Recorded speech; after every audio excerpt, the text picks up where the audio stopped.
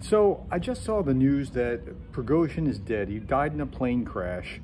And I don't know, but it just seems like it's not a surprise, right? And that it's not a surprise tells you that everything that you need to know about whether he was really just in a freedom march or whatever he called that, or whether this was really some kind of mutiny. And Putin put up with it for a while.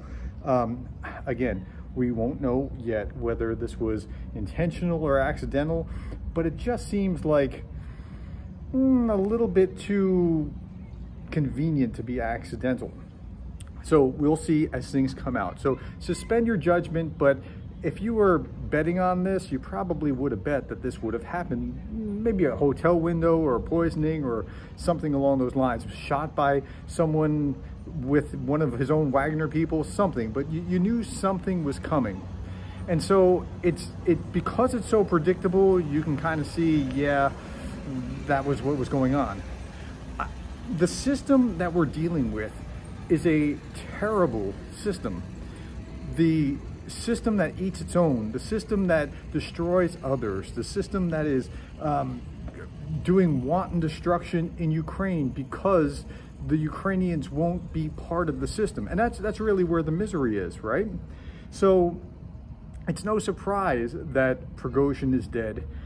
I'm surprised it took this long, but Putin was trying to put a face on it. Here's the deal, you can go, but now he has to make good on that. He couldn't just let the guy go or he would look weak.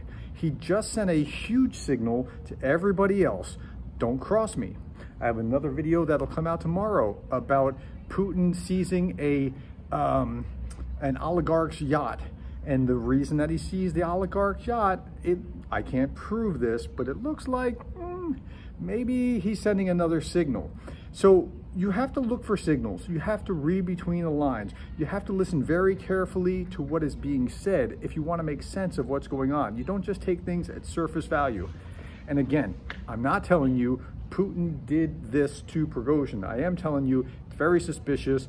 Watch the news, monitor it, find out what happened. But if he died in a plane crash between Moscow and St. Petersburg, it looks a little fishy. So that's the news. Prigozhin, probably with all the blood in his hands, will not be resting in peace, but he's off the battlefield, and that is a good thing. All right, thank you for your time. Thank you for listening to me. Thank you for being the kind of person that cares about Ukraine.